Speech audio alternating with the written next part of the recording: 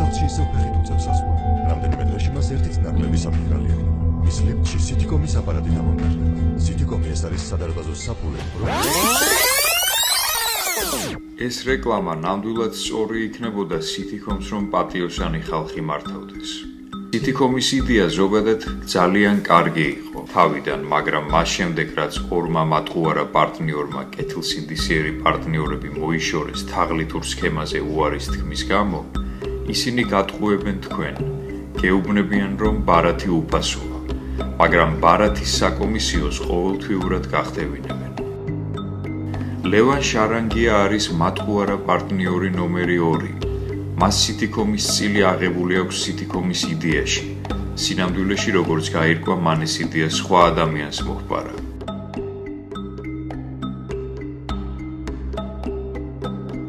მატყუარა პარტნიორი ნომერი 1, დავით პირველაშვილი. დავით პირველაშვილმა შესთავაზა დანარჩენ პარტნიორებს ხალხის ფულით, რომელიც ხალხს ეგონებოდა, რომ ხალხის ფული იყო, სხვა ბიზნესი ეტრიალებინათ. მაგალითად მიკროსაფინანსო ორგანიზაცია, რადგან ლევან შარანგიას ჰქონდა მიკროსაფინანსო ორგანიზაციაში მუშაობის გამოცდილება. რაზეც უარი მიიღო, ამ უარის გამო დავით პირველაშვილმა და ლევან შარანგიამ შეიმუშავეს გეგმა და პარტნიორი მოიშორეს. მოშორებული პარტნიორი გიორგი გაბედავა. გიორგი გაბედავა მოიშორეს თავიდანვე. კომპანიის დარეგისტრირების დღეს მატყუარა პარტნიორებმა მესამე პარტნიორს უთხრეს, რომ პარტნიორი ნომერი 1, გიორგი გაბედავა, აღარ იყო დაინტერესებული სიტიკომით. შესაბამისად გაფორმდა წილები ამ სამ ადამიანს შორის და 2 პირველაშვილის მიერ მიყვანილ თავისივე ადამიანზე. დაახლოებით 3 წელიწად ნახევრის წინ, ან 4 წლის წინ, ზუსტად არ მახსოვს. ჩემთან მოვიდა ჩემი ქვისლი, ლევან შარანგია, რომელმაც მითხრა, რომ მას გააჩნდა იდეა, რომლის განხორციელებასაც ის 4 წელი ცდილობდა და ვერ ახერხებდა. რომ მოვისმინე ამ იდეის არსი და შინაარსი როცა გავიგე, ძალიან მომეწონა, მართლა კარგი იდეა იყო, ისე რომ განხორციელებული იყო, როგორც იდეაში იყო. და დავიწყე მუშაობა ამ საკითხზე. გადავხედე სიტუაციას, გადავხედე თუ ვინ უნდა ყოფილიყო ამ კომპანიის მოხმარებელი და ასე შემდეგ. და პირველი ნაბიჯი რაც გადავდგი, ეს იყო რომ დავუკავშირდი ოფიციალურად მიმართე ქალაქის მერს და ვთხოვე შეხვედრა, რომ მქონდა კარგი იდეა ქალაქის განვითარებისთვის, უკეთესი თვითმმართველობისთვის და ასე შემდეგ. მე შევხვდი ბატონ დავით ნარმანიას, ასევე ლევან შარანგიაც ყავდა შეხვედრაზე მიყვანილი. ვესაუბრეთ, მოეწონა ბატონ დავითს და მან მითხრა, რომ მოეწონა ეს იდეა, ქალაქისთვის ძალიან კარგი იქნებოდა და რაც შეეძლო კანონის პარაგრაფში ყველანაირად დაგვეხმარებოდა. შემდეგ გადაგვამისამართა თბილისის მერიამ გამგეობაში, საბურთალოს გამგეობაში ვიყავით ბატონ ბექა მიკაუტაძესთან, გამგებელთან. ბატონო ბექა, მოგესალმებით. ბატონო ბექა, ძალიან დიდი ბოდიშის მოხდით და უხერხულობის გამო კიდევ ერთხელ გიხდით ბოდიშს, ჩემს გამო რომ მოხდა ეს უხერხულობა. მინდა დაგისვათ ორი შეკითხვა სიტიკომთან დაკავშირებით. რომ მოყვეთ, როგორ იყო სიტიკომის მიმართ? თქვენი მხარდაჭერა და რის გამო იყო, რომ გაიხსენოთ თუ შეიძლება რა? ზუსტად არ მახსოვს ახლა წელი, მაგრამ მახსოვს რომ გიორგი გაბედავა თქვენ, ანუ და ერთი ადამიანი კიდევ მოვიდა კარგი ინიციატივით, რომელიც ეხებოდა ამ ხანაგობებს და ამ თემაში რადგან ჩართული ვიყავით და ჩვენ გვქონდა სპეციალური პროექტი. დავინტერესდით ამ პროექტით, იმიტომ რომ მართლაც ჟღერდა ძალიან კარგად და კარგი პერსპექტივაც ჰქონდა რა. თუმცა ცოტა ისეთი პრობლემა იყო იმასთან დაკავშირებით, როგორ განხორციელებული იყო და ასე შემდეგ. ეხლა მე გიორგი რადგან გიცნობდი და ვიცოდი ვიხარ და როგორი დამოკიდებულება გაქვს საერთოდ ქვეყნის მიმართ და ქვეყნის მიმართ, რა თქმა უნდა, რანაირი ჯერ შეფარებია და უნდაობით ვიყავი აღჭურვილი და აქედან გამომდინარე ჩვენ რაც შეგვეძლო კანონის პარაგრაფში, ყველაფერი დაგეხმართ იგივე ის ასოციაციებთან ურთიერთობაში, თუნდაც აი ამ იდეის პოპულარიზაციაში და ასე შემდეგ. ის ფაქტი რომ გაიხსენოთ, აი მე რო ერთხელ შეხვდით, მე ეს ადამიანები უჩემოთ იყვნენ მოსულები, მას შემდეგ რაღაც მე მათ დავშორდი და მე მათთან დაპირისპირება მომივიდა თაღლითურ სქემაზე საუბრის შემდეგ, ეს სამწუხარო ის არის რომ მე თქვენთვის არ გამიფრთხილები ხართ როგორც არ დამირეკია და არ ამიხსნია ეს ყველაფერი ეს მერე და მერე 2 წლის მერე უკვე ამათმა ყველაფერი რო გამოიყენეს მერე დაგიკავშირდით სამწუხაროდ იმიტომ რომ მართლა ვერ წარმოვიდგენდი ეს ადამიანები თუ გაბედავდნენ ჩემი სახელით სადმე მოსვლას აი ეს ფაქტი რომ გაიხსენოთ თუ შეიძლება ჩემს შემდეგ რო იყვნენ მოსულები რა გითხრეს ჩემზე ისევ ჩვენთან არისო წავიდაო ჩვენგანო თუ აი რას ამბობდნენ ეს ადამიანები ხო რა ვიცი მე რო ვიკითხე იყვნენ მოსულები და გიორგის რატო არ არის მეთქი რაღაც ზუსტი პასუხი აღარ მახსოვს, მაგრამ რაღაც ისეთი პასუხი მაქვს რომ ანუ გიორგი რაღაც სხვაგან გადაეტო, რაღაც აი რაღაც მე ვერ მივხვდი, ანუ არ იყო ესეთი პასუხი, ან ჩვენთან არ არის, ან რაღაც ანუ ნეიტრალური პასუხი გაქვს ეს. სიმართლე გითხრათ ზუსტი პასუხი რაღაცა არ მახსოვს ხა ერთი აი ბატონ ლექსოს უთხრეს GTS? აი ბატონ ლექსოს ხო? ხო, აი ბატონ ლექსო GTS უთხრეს პირდაპირ შეუძლოთ არისო და მეორეჯერ უთხრეს რომ არსალიაო. ხო ხდებით. მაგრამ ის ფაქტი რომ გიორგი ჩვენთან აღარ არის და არ იმაშობა ეგრე არ უთქვით, მაგრამ ნუ აი ესეთი სიტუაციაში არის. თქვენი სახელი ისე გამოყენებული იყო რა.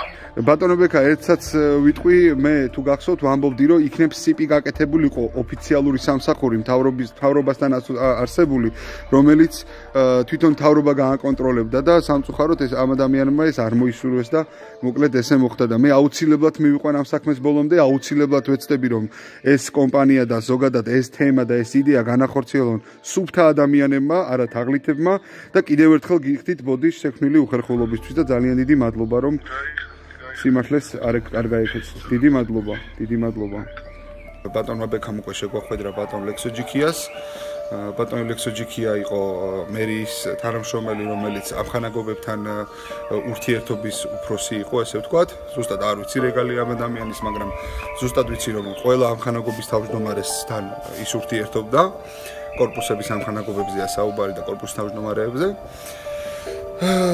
ბატონ ლექსოსთან შეხვედრის შემდეგ ბატონ ლექსოსაც ძალიან მოეწონა ეს იდეა და როგორც მათ მითხრეს ისინი ნდობით იყვნენ განწყობილი ჩემს მიმართ, იმიტომ რომ იციან მე თაღლითობას, კორუფციას და ასე შემდეგ ვერ ვძვი მთელი ცხოვრება და ესე ვთქვათ სიმპათიები გაუჩნდათ ამ ადამიანებს ამ იდეის მიმართ და კერძოდ ეს სიმპათია იყო გამოწვეული ჩემი პიროვნებიდან, როგორც მათ მითხრეს. მოგესალმებით ბატონო ლექსო, მე მინდა ორიოდე კითხვა დაგისვათ Citycom-თან დაკავშირებით.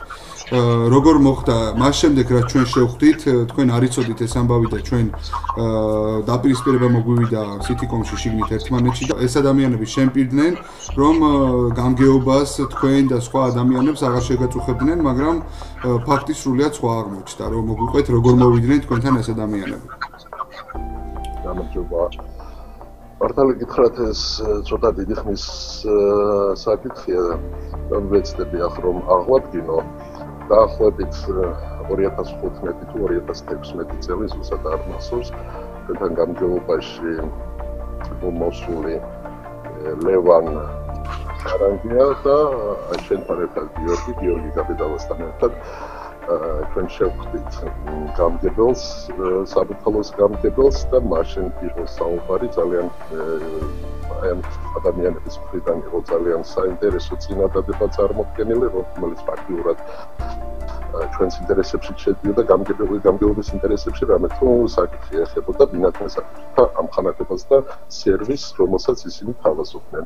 ნუ აქ საუბრის დროს გამოიკვეთა გარკვეული სიმპათიები და პირველ რიგში სიმპათიები იყო გიორგი გაბედავას მიმართ, რომელიც აქტიურობდა და ჩვენ რატომაც მეც და გამგებელის დარწმუნებული ვიყავით, რომ დამფუძნებელიც ეს პიროვნება იყო, გაბედავაზე არის საუბარი და მისი პიროვნებიდან გამომდინარე და აი მის მიერ განვლილი ცხოვრებიდან გამომდინარე, უნებრივი არის ყველანი დავეთანხმეთ, რომ ეს მართლა იქნებოდა კარგი საქმე და ამითი აი ამ პროექტის ბენეფიციარები, ანუ ბინადრის საკითხთა ამხანაგობები, თქმა უნდა, კარგ სერვისს მიიღებდნენ. მე რამდენიც მე ვიცი, ბატონმა გიორგიმ რამოდენიმე აქტივობები გააკეთა, ის შეხვდა მერს და მერიც განეწყო, მაშინ მერი იყო ბატონი დავით ნარმანია და მერიც ძალიან კეთილი განწყობილ იყო აი ამ პროექტის მიმართ და უნებრივია ჩვენ მაშინ შევფირდით, რომ თუ ასეთ საქმეს, კარგ საქმეს აკეთებდნენ, რა თქმა უნდა, გამგეობათან მთლიანად მერია ხელს შეუწყობდა. მერე იყო კიდევ რამოდენიმე შეხვედრა, თუმცა გიორგი გაბედავა არ იყო შემდგომ შეხვედრებზე და რამდენიც მე ვიცი, რამდენიც მე მახსოვს, მე დღეს რომ შეუძლოდიხო თუ რო არ ქონდა ამისთვის და ბუნებრივი არის ჩვენ ნორმალურად ჩავთვალეთ ეს და გავაგზავნეთ ურთიერთობა.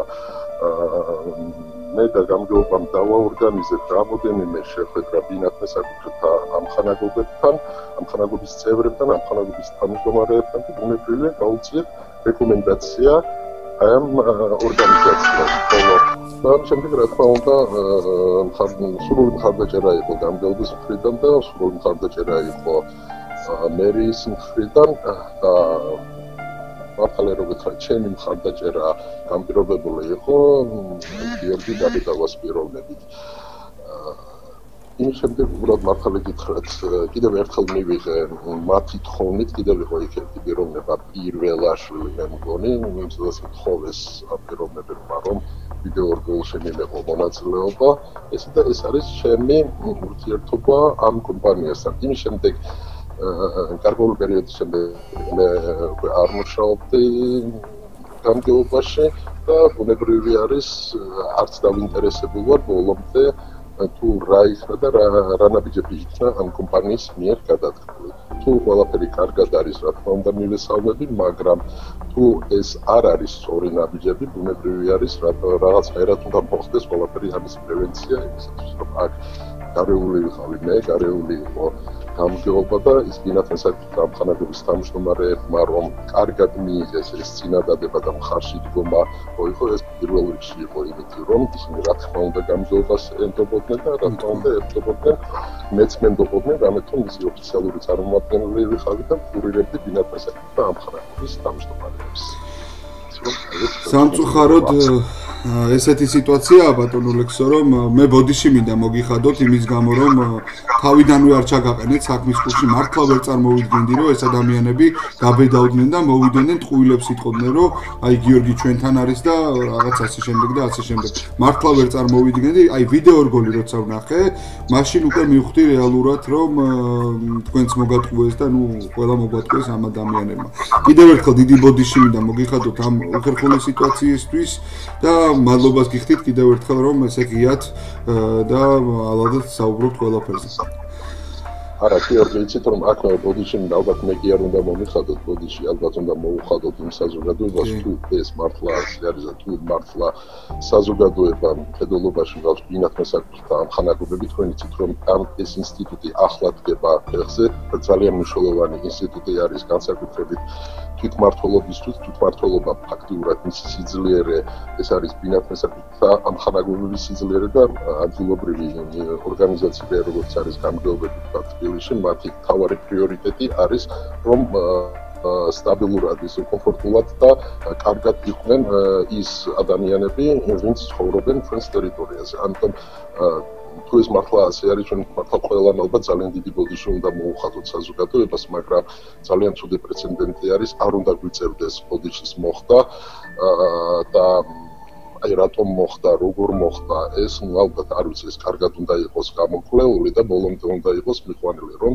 აუცილებლად მეორე რომ მუნიციპალიტეტის ავტორიტეტი ვიღაცებმა, ახლა ნამდვილად არ მინდა რომ წინასწარ რაღაცა ვთქვა და ნამდვილად ეს უდანაშაულობის პრეზუმპცია მინდა დავიცვა, მაგრამ თუ მართლა ასე არის, არავინ არ თაღლითებს რა თქმა უნდა არ უნდა გქონდეს საზოგადოებასთან ურთიერთობა. შეიძლება თქვა ერთი-ორი ადამიანი მოატყუო, მაგრამ გიორგი მაინც რომ საზოგადოებას ვერავინ ვერ მოატყუებს. აუცილებლად გამოსება და ამას აუცილებლად თავისი ლოგიკური დასასრული.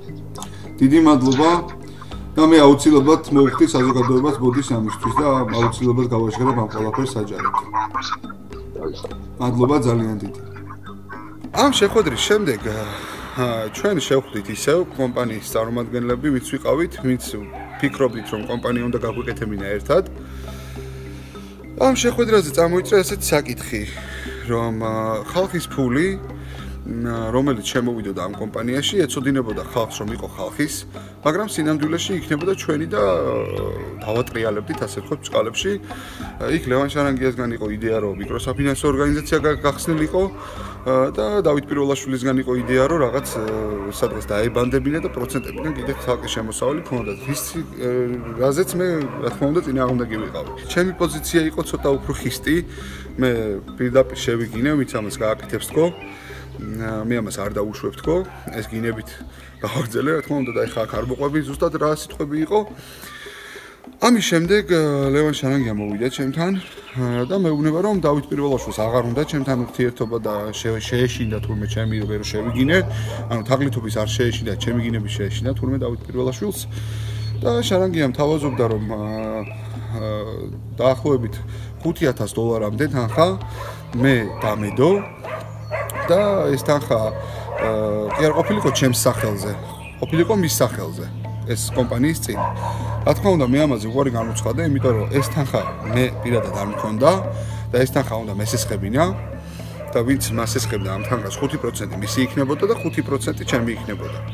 ანუ მე რეალურად ჩემს გაკეთებულ იმ საქმეში რომ მოვიპოვე მთავრობის ხარდაჭერა იმის გამო რომ მე მენდობოდნენ და იცოდნენ მე თაღლითი არ ვიყავი, ამაში მე მხოლოდ 5%-ს ვითხოვდი.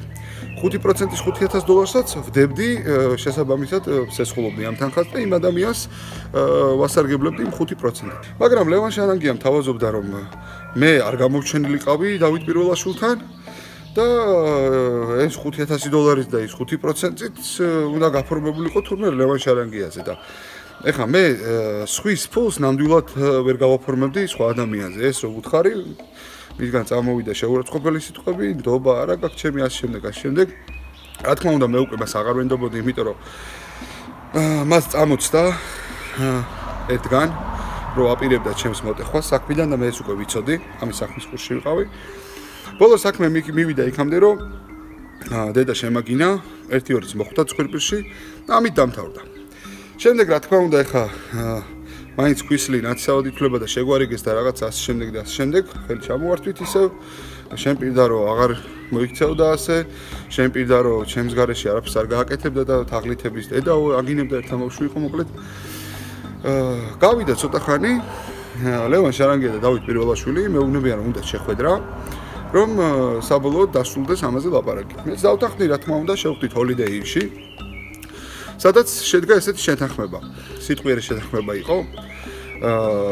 დავით პირველაშვილისგან წამოვიდა წინადადება, რომ ის და ზოგადად ეს კომპანია არ საჭიროებდა ჩემს რამენაირ დახმარებას.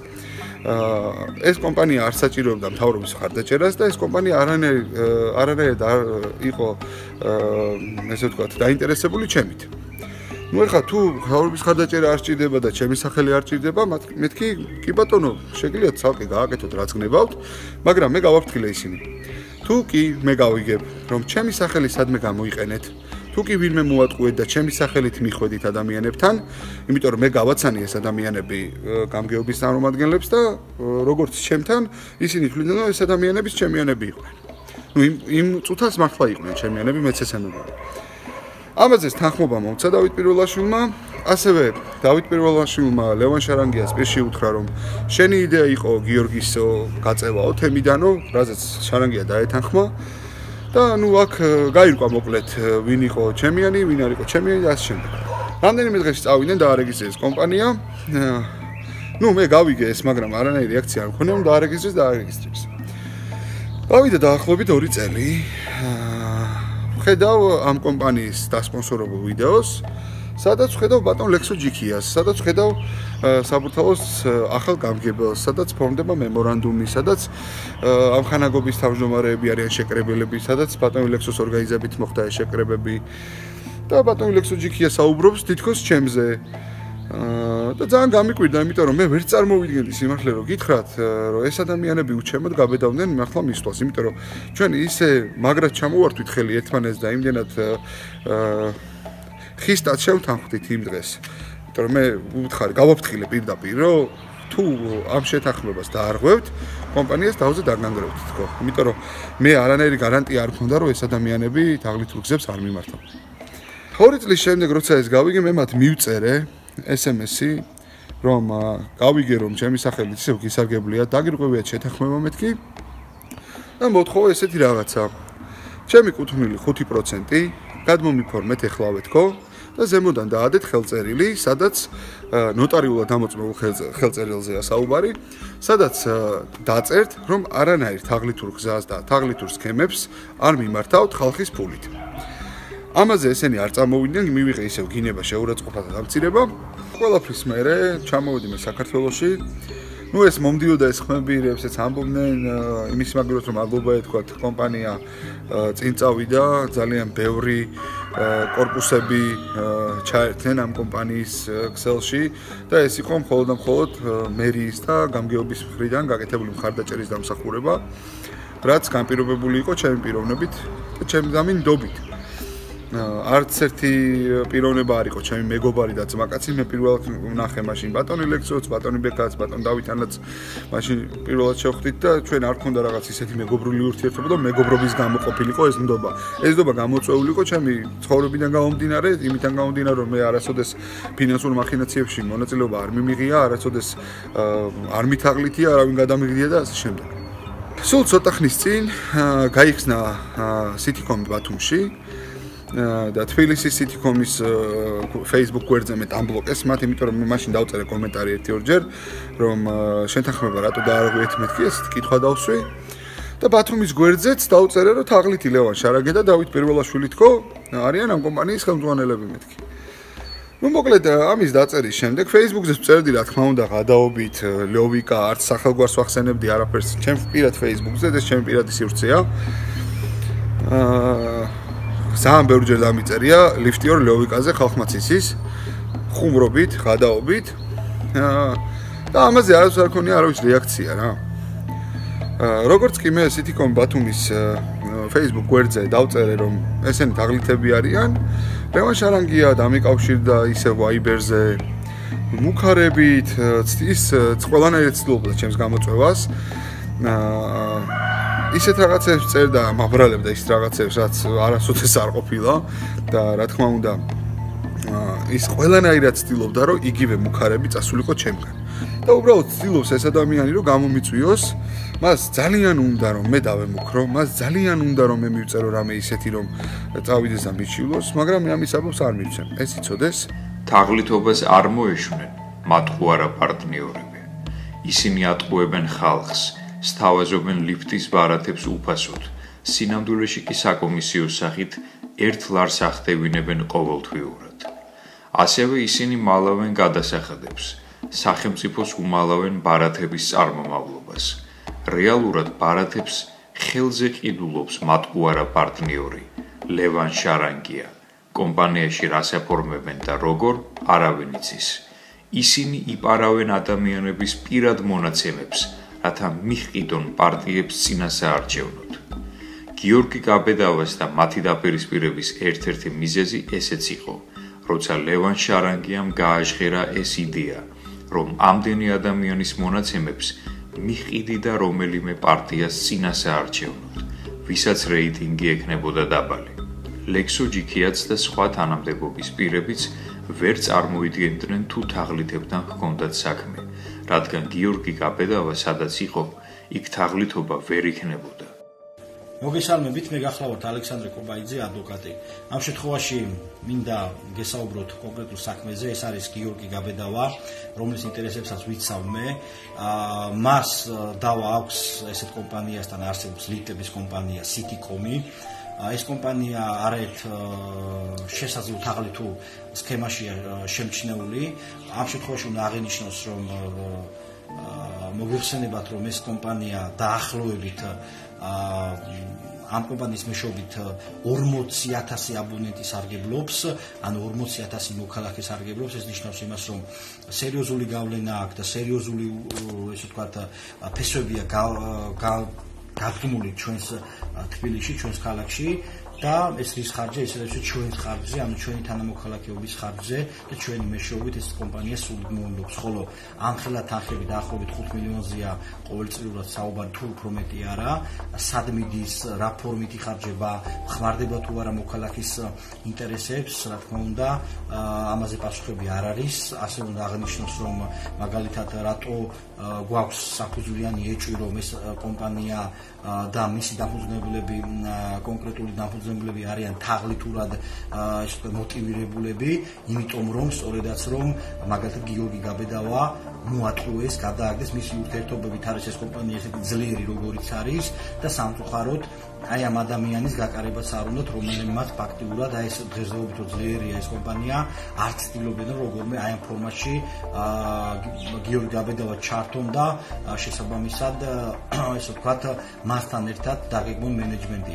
ასე უნდა გავითვალისწინოთ ის ფაქტი, რომ საინტერესოა უფრო სხვა კითხვების დავსვათ, არა მარტო გიორგი გაბედავადან, არამედ სხვა კითხვები დავსვათ, თუ მაგალითად რამდენს ესე ვთქვათ გვახტევინებენ ჩვენ ყოველთვიურად, სად მიდის თუნდაც ჩვენი გადახდილი თანხები. მე პირადად ამ კომპანიით სარგებლობ და უნდა აღინიშნოს, რომ აღარ მჯერა უკვე ამ კომპანიის და მე ეჭვქვეს ვაყენებ მათ კეთილ ინდიციებას, იმიტომ რომ მე უკვე დეტალურად გავეცანი შიგნით მათ სქემას და ესე ვთქვათ მათ მნიშვნელობა და მე არ მინე ესეთი კომპანია ემსახურებოდეს თუნდაც ჩემს ოჯახს, ჩემს სამეზობლოს, ჩემს სამეგობროს, რომელიც შესაძლებელია კონკრეტულ თაღლითური სქემები ქონდეს დაალაგებული კომპანიაში და მსხვერპლი იყო ნებით თუ უნებლიეთ ან მე ან ჩემი მეგობრები. ამიტომ რა თქმა უნდა ამ ყოველივეზე ჩვენ ვაპირებთ რომ მიმართოთ შესაბამის ორგანოებს, ვაპირებთ რომ მიმართოთ გენერალურ პროკურატურას და მივაწყდინოთ ხმა საზოგადოებას უფრო ხმამაღლად, უფრო მკვეთრად და გასაგებად თუ რა პრეტენზიები გვაქვს ჩვენ და შესაბამისად აი ესეთი კომპანიები არავითარ შემთხვევაში ჩვენი მოთხოვნა იქნება რომ არ უნდა იყვნენ ჩვენს ქალაქში.